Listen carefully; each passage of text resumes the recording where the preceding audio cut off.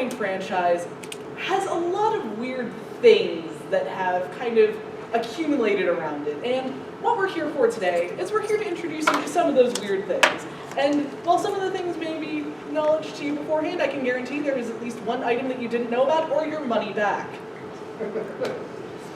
With that said, a lot of what we're going to cover today is media that was never covered in the US, never brought to the US in any official capacity, and NDK is really firm on their stance on bootlegs, scanslations, fan subs, emulators, anything of that ilk, which I can parenthetically phrase as don't. So, if you know where to find these things online, that's wonderful. Please don't tell me until I'm out of the room. And do not ask. We don't know in an official capacity. No. So, we're going to break this down into basically two sections. One, the things from Japan that never quite made it over here, and then the things from the US that never got sent back to Japan. With one interesting exception, but we'll get to that in a bit. So, starting off, we're going with what we're not covering. It's Sailor Moon Crystal. It's the manga. It's the 90s anime with, exclusions may apply. You know about these things if you are here at this panel. But what we are going to start with is Pretty Guardian Sailor Moon, the live-action one, which we are sending over to Az. So, Pretty Guardian Sailor Moon, also fondly just called PGSM, was the live-action version that was released by Toei, and it had a brief run from October of 2003 to September of 2004. It was a total of 49 episodes long, and it covered basically the Dark Kingdom arc.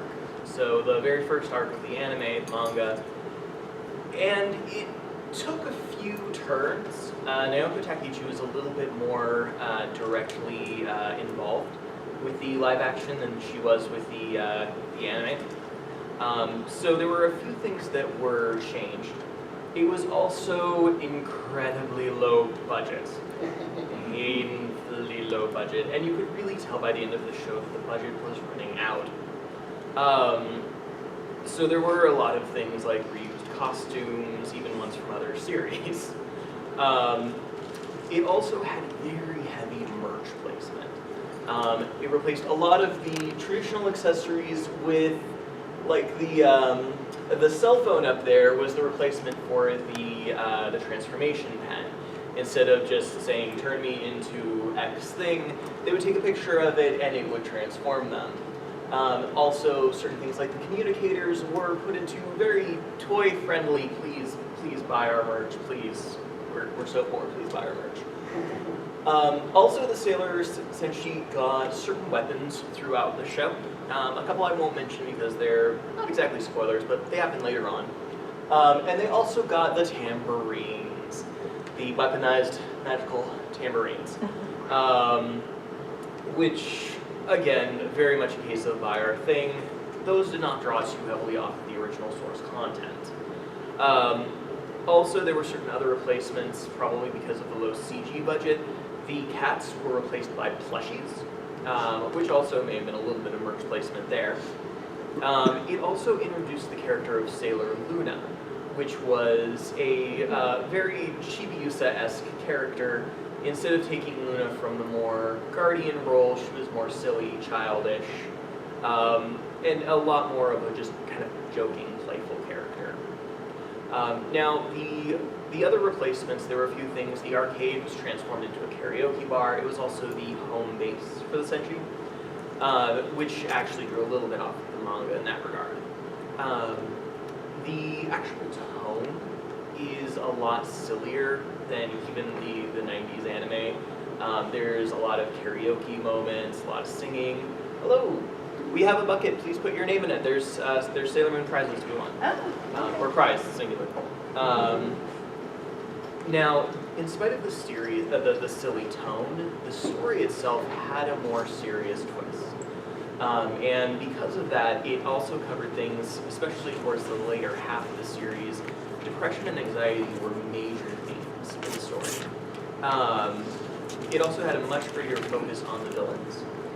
It actually took the time to develop the 4 generals, as well as a little bit more development of Beryl. Also, my personal opinion, Queen Beryl from the live action is the most fabulous version of Queen Beryl in existence. She is amazing, her actress was amazing, and they blew most of their budget on her costume. The other generals, Zoisite was actually one of the major players. He was kind of the mystic of the show. He was always in the background playing piano dramatically. He was also the one that was most loyal to Endymion. They very much went into the backstory of the generals originally being his servants, which you didn't really see in the original anime per se. Kunzite was a very angry character. He felt betrayed by Endymion choosing essentially the Moon Kingdom over them.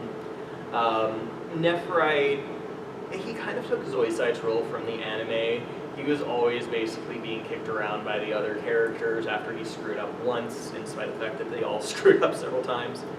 And Jadeite was more like the younger brother of the group. All of the generals were a lot more active in the fights. It wasn't just the monsters of the day. And Mamoru himself actually took a more active role in the story. Quite often being directly, he actually made choices of his own. Instead of being kidnapped by the Dark Kingdom, he chooses to go to the Dark Kingdom to protect Sailor Moon and things like that. So with that, the actual characters were expanded. There were some major changes to the Senshi. Again, silly in action, but the actual character choices were a little bit more serious. Ami was a little bit shy. She had a little bit of a darker arc, also known as the Dark Mercury arc. It's very fun. As well as the versions of Jupiter and Mars were far more like the manga, very, very much more serious and dedicated to their duties.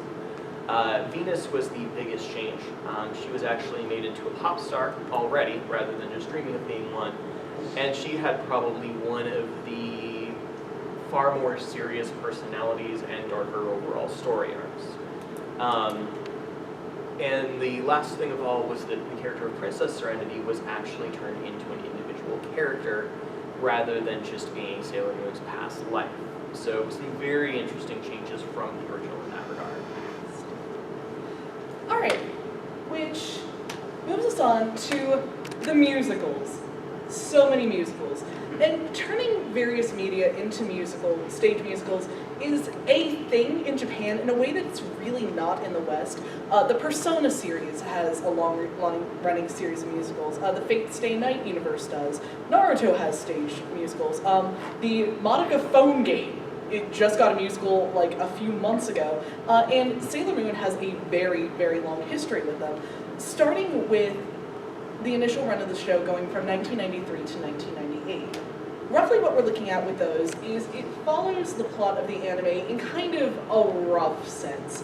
So for example, the first musical that you had was the Dark Kingdom Resurrection chapter, because nobody stays dead from the Dark Kingdom arc, ever, they keep coming back.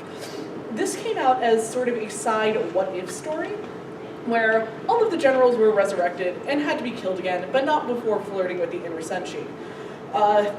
And it's the first time that we actually saw the sketches of the General Senshi parodies make their first media appearance, and we see that come back, I believe, a couple points in the manga. We definitely saw it come back in Crystal, and we see it come back in some of the video games, which we'll be touching on that in a second.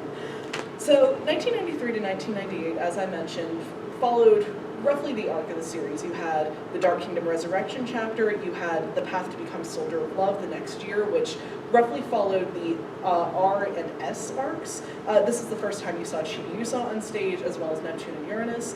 You had Dream Soldiers into Eternity the year after, which was kind of vaguely Super S, except, oh my god, the Outer Senshi are here! And then you have Sailor Stars in 97, which is what it sounds like, except with much less toddler chibi-chibi. And finally, from that run, you have the Eternal Legend, where Golden Queen Galaxia resurrects Queen Beryl because, again, the Dark Kingdom arc cannot die. And this was the final appearance of the Sailor Moon who originated the role, Anza Oyama, who directly after this, in 1999, went on to form a metal band called Headphones President, which is still active to this day. They released a metal album, I believe, last year.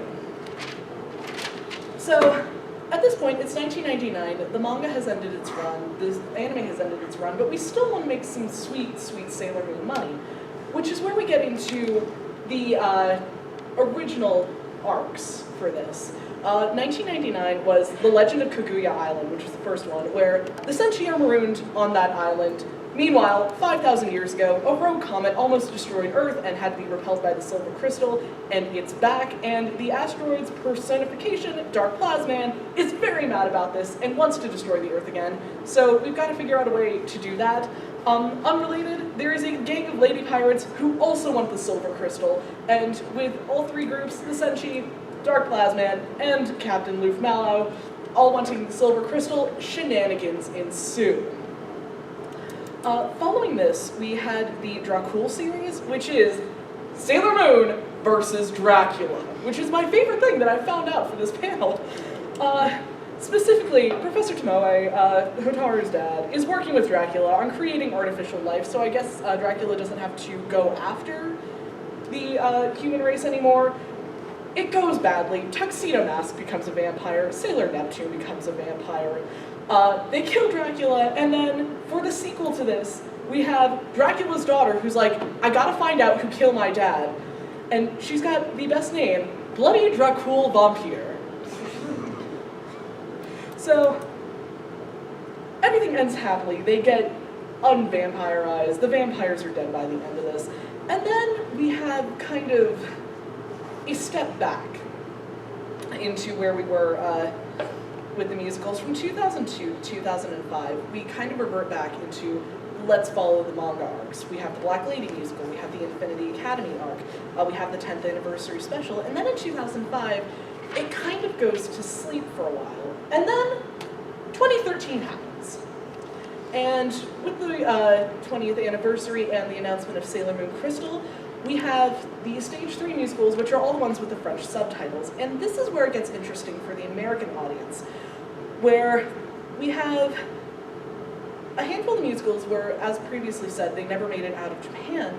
But then what we have in 2018 is the Stars arc, Le Mouvement Final, where we have a limited theatrical release in the US in 2018. You guys may have seen it if you had the chance to see it when it came to Denver.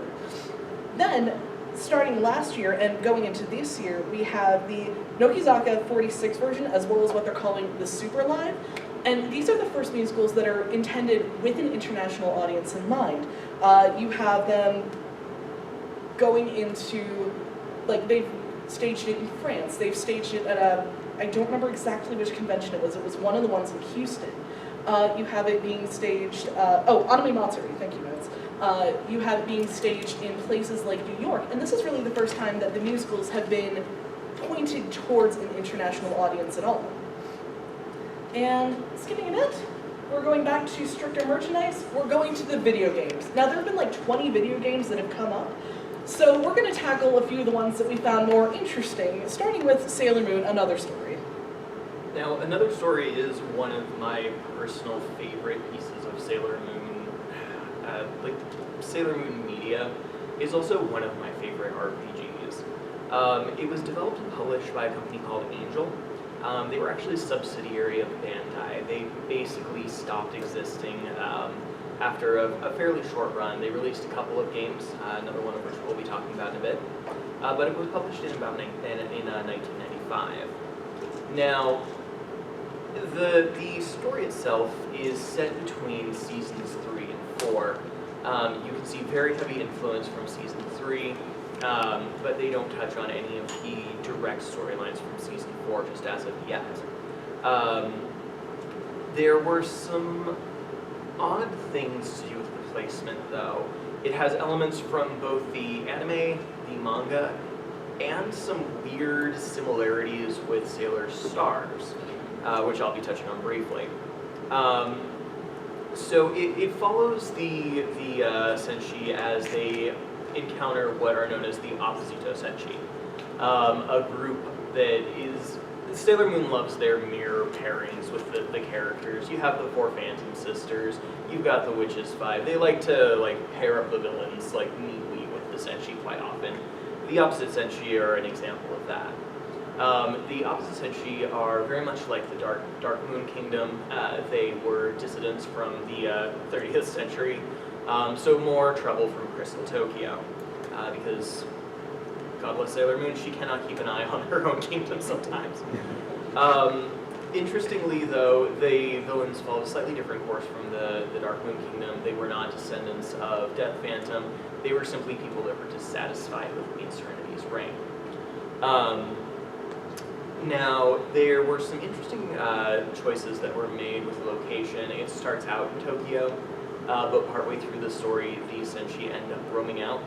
They have to split up to locate stones that belong to the four generals. Now, this is where it starts to roam out of the anime territory into the manga.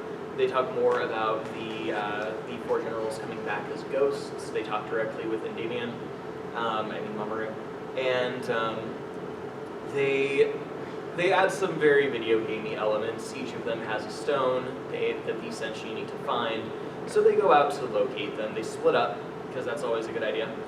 And Mercury ends up going to Switzerland, Jupiter ends up going to Canada, Mars goes to Tibet, and Venus goes to Turkey.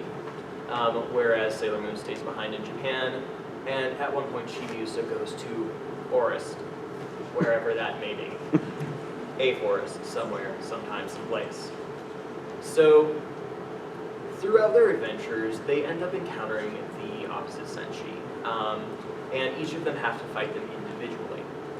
Now, the opposite Senshi have very, very similar designs to their counterparts. However, actually, personality-wise, there were some difference. They are, the counterpart to Sailor Moon was called Sin. No relation to Sin from Final Fantasy. Sailor Mercury's was Naboo. Jupiter's was Marduk. Mars was Nurgle, not from Fire Emblem. And Venus's was Ishtar. Now, I did not know for the longest time, but these names actually all have well thought out meaning. They're actually Mesopotamian names, and they're also the names of various deities from that pantheon. Naboo is the god of wisdom and writing. Marduk is the god of water, vegetation, magic, and judgment. Nurgle is the god of plague, war, and the sun in its destructive capacity. Ishtar is the god of fertility, love, and war. And Sin is the god of the moon, chief of the gods, and creator of all things. So already we've got some direct parallels with the Senshi in that.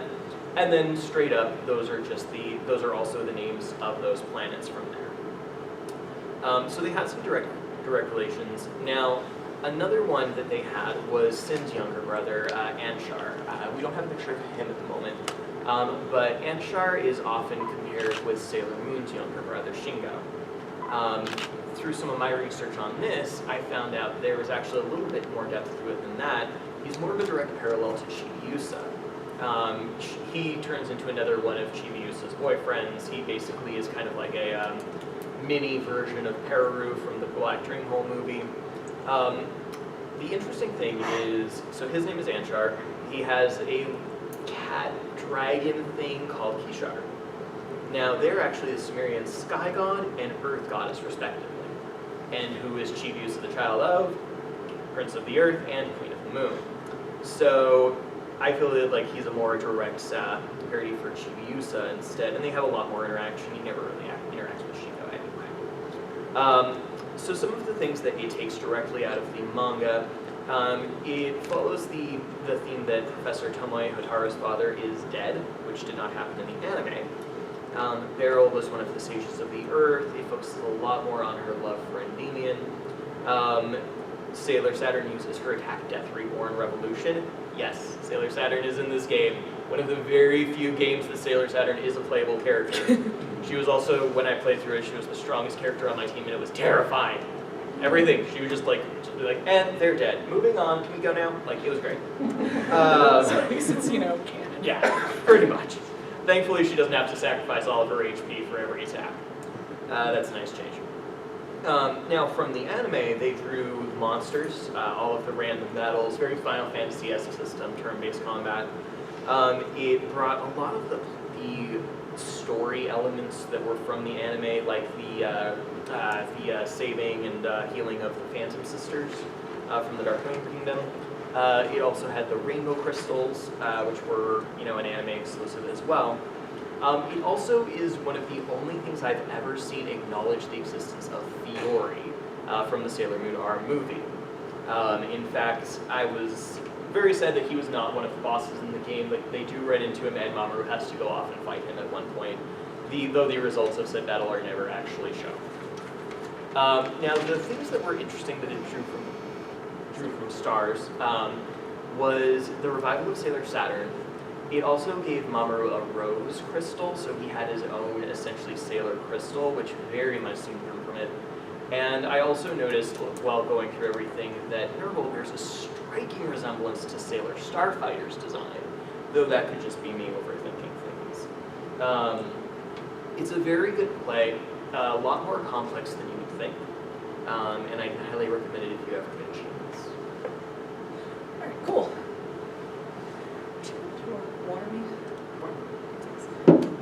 So, one of the things that Sailor Moon has had a number of is fighting games, but we're picking this one for specific reasons.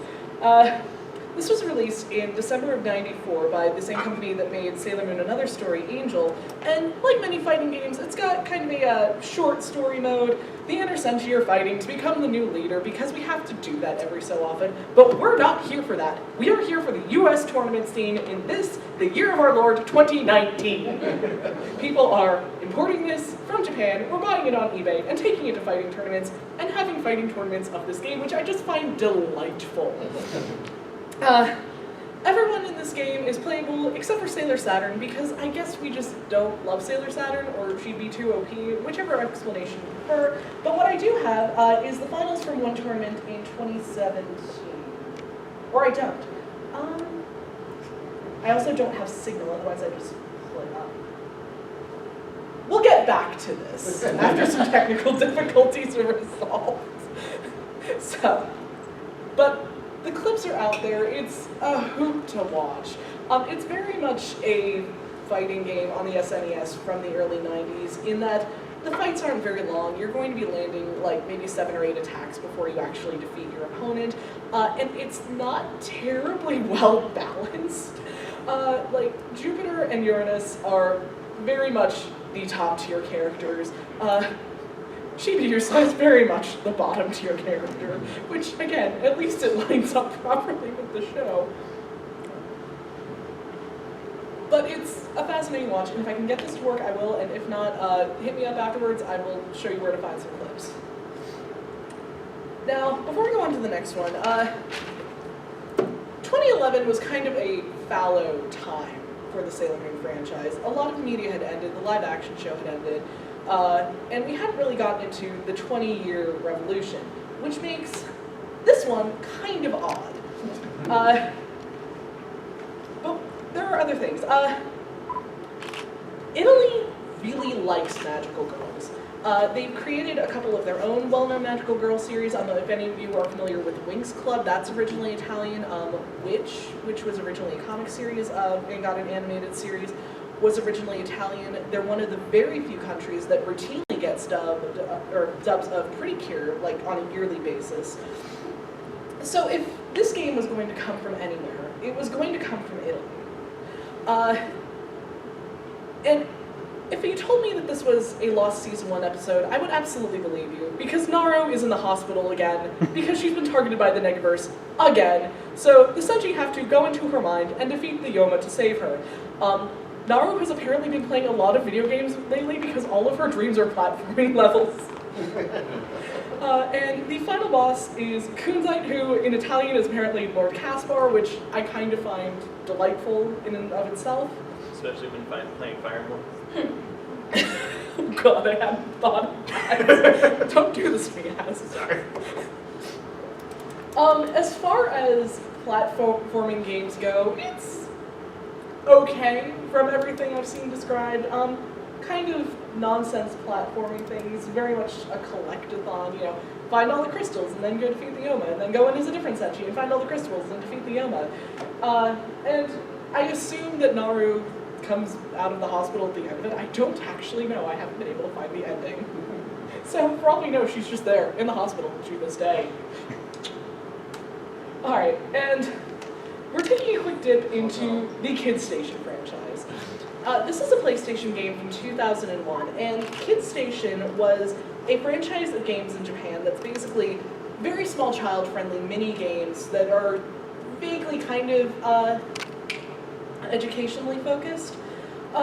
So, you know, you're guiding Chibiusa through her day at work, you're solving simple math problems, but you also had this for various Kamen Rider series, you had this for Crayon Shin-chan, and what you also got with it was this gigantic button pad, so that if your 3-year-old sister wanted to play and you didn't trust her with the PlayStation controller, you just plug that in and she can just go ham on the X button to her little heart's content.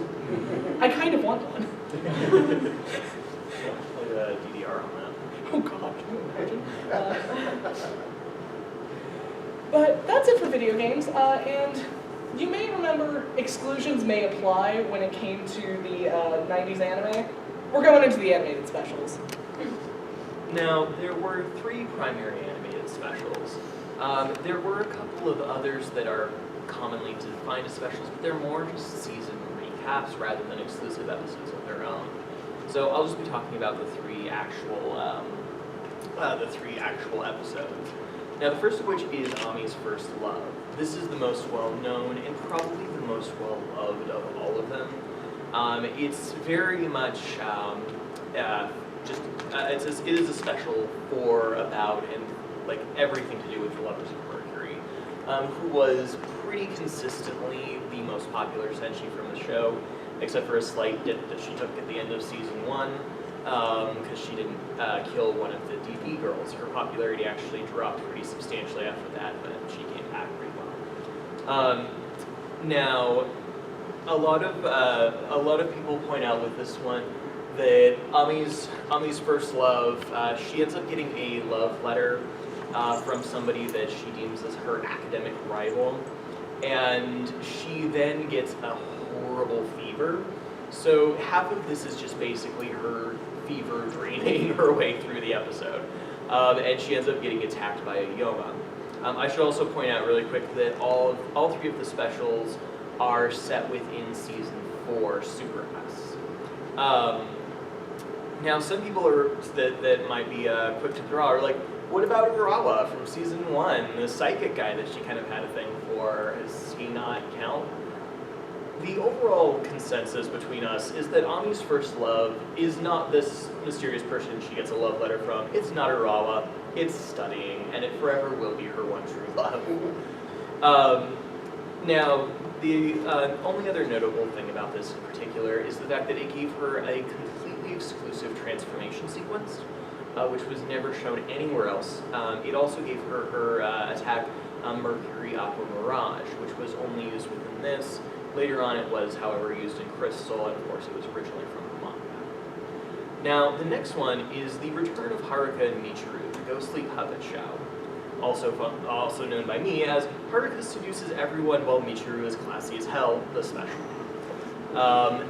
This one takes place right at the very beginning of Super S, and is essentially why these 2 weren't in Super S. They end up fighting an evil puppet. Haruka also has a fever, they just seem to be running around the specials. And Michiru actually kind of takes the spotlight for quite a bit of it, which is quite enjoyable to watch.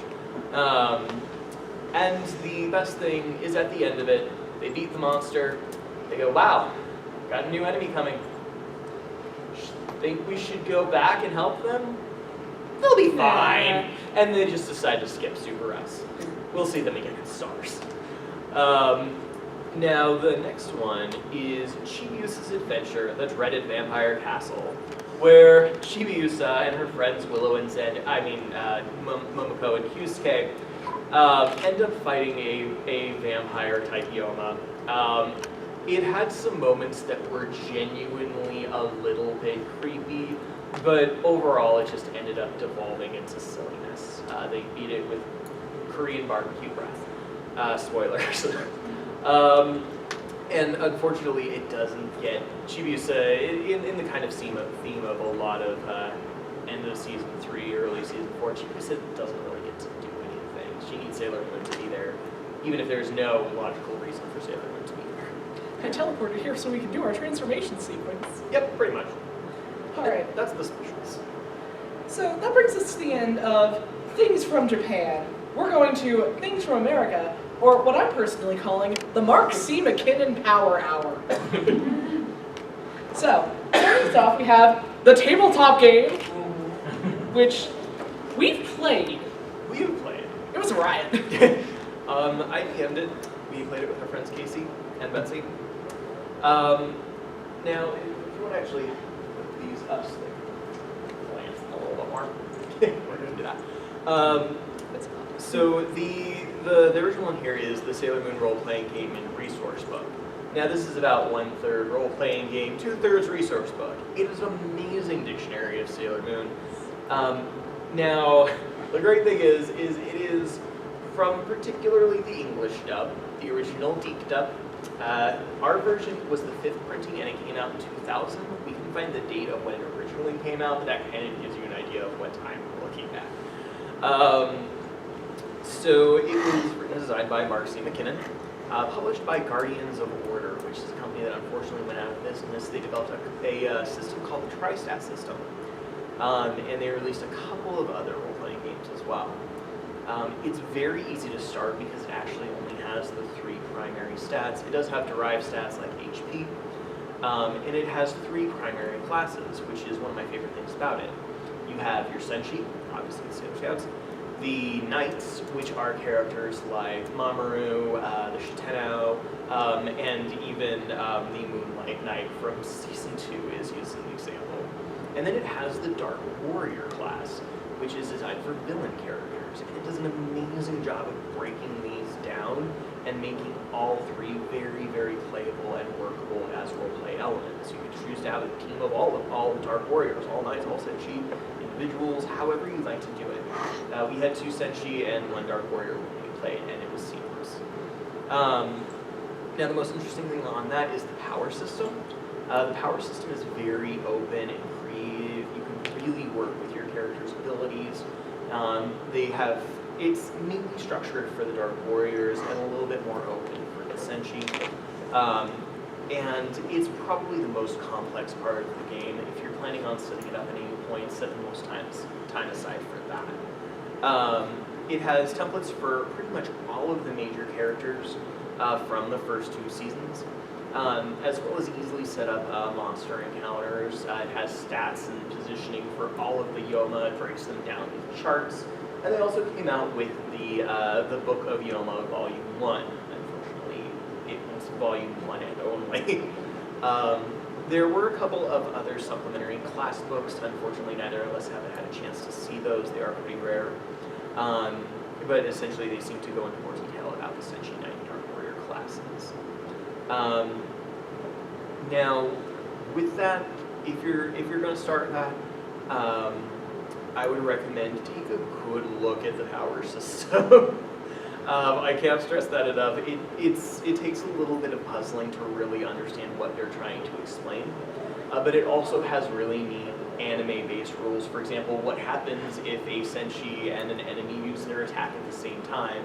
They actually have rules for contesting, like when Sailor Moon fights Rubius and their attacks are pushing against each other. Very anime, and I think that's very well inspired. That's about it for the role-playing games. A couple of other things I'd like to touch on. One other thing that kind of goes into the easy to set up is it only requires 2d6. So yeah. Let's just say, you're a 13-year-old kid, it's 2000, you're like, man, I really want to set up the Sailor Moon role-playing game. You don't have to go down to the weird end of town to try and find polyhedral dice. You can just raid the Monopoly box. And then this, he touched on it, it's such a good resource guide. Like, I'm pretty sure that everything that those of us back in the 90s and 2000s were going online and finding out about Sailor Moon and all the stuff that was cut and all the stuff that was changed, I feel like it's a reasonable guess that a lot of that was coming from this book because it's in such detail. They've got the English names, they've got the Japanese names, they've got an episode guide, including the cut episodes, and they've got like some additional supplementary materials, including sections on school life in Japan. For when you're running this game, you don't want to just do the Senshi stuff, you also want to do the like, let's go into their daily school lives as well. And then, again, such good detail in the Book of Yoma as well. If you don't want to kit bash your own Yoma together, you can just take all of the first 2 seasons just wholesale and set your characters up against them. And the other nice thing is it also does that good role-playing game thing of giving you a couple of introductory scenarios, one of which is Chibiusa is missing, oh no. And one is if you'd like to run it in Crystal Tokyo, they've got this one called The Children of Mercury, where you are Mercury's hypothetical children, and you have to go find out basically who poisoned the water hole. Alright, and roughly concurrent with this, also written and published by McKinnon, was the Collectible card game. This was basically, one team is the Senshi, one team is the villains, and you gotta see who wins first. And most of the, how do I phrase this? Most of the contested things in it weren't settled by things like mana points or how many mana crystals you have. It was mostly rock, paper, scissors. But you also had some really good details on this, such as the Shinira pets that were in one of the episodes that were cut by Deke just for time, showing up on one of the cards. Sailor Venus, her weakness is listed as the police, which I know is a reference to her time in London working with the cops. But every time I see that, all I can think is, oh shit, it's the police! Bam! Scatter! And Sailor Mercury's weakness being love letters, and her favorite food being sandwiches because she can eat them while she can study. And also, as I think some of you pegged first, Molly's ability in this, unlimited energy. Okay, as he mentioned, Guardians of Order and the companies run by Mark C. McKinnon kind of went into a downhill slide around the end of the 2000s. There was a big RPG crash, they had to close everything, but around the time of Crystal, we saw Mark C. McKinnon come back with his new company, Discami, and this was news to me when I was putting together this panel, but it may not be news to you, the Sailor Moon Crystal Dice Challenge, which will be going home with one of you. But it's already passed off. Well, then let's hope you don't win it, and if you do, give it to somebody else. That's exactly. And they are playing. Yeah. So Discami Publishing is working with Toei Animation and Japanime Games, who are in Industry Row, which is where I bought this to give to one of you fine people. It released in 2018. The Infinity Academy expansion released earlier this year.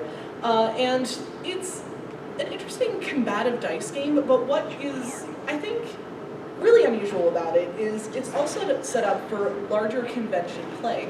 Sure, you can gather a group of your friends, but if you're at a game convention or an anime convention and you want to set it up to where you can basically keep a set of polyhedral dice with you and be ready to challenge people at a moment's notice, they've got the little ID cards that you can wear around your neck to let people know you're playing the game. And if you don't want to talk to people, you can just hand them a challenge card and be like, fight.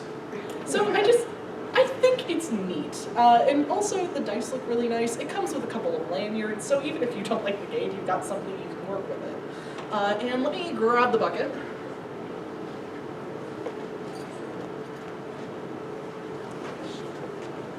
How do I make that bad choice? Did anybody want to enter that hasn't yet? Final call. Oh.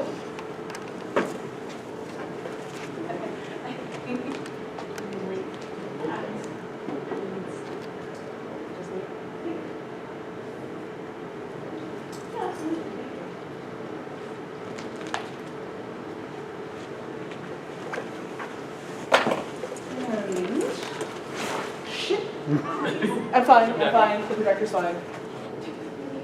Everything's fine. Don't tell the tech crew. It's all good, we're all good. How are you? Alright, so our winner is Kimi. Kimmy, that's me! Come up and play your dice. Claim your box of dice with Sailor's Entry on it. Have fun, play with your friends, Play with your dice. as long as you win. All right, so that brings us to mostly the end of our panel, but there is one other thing we'd like to touch on, and that's the Irwin toys.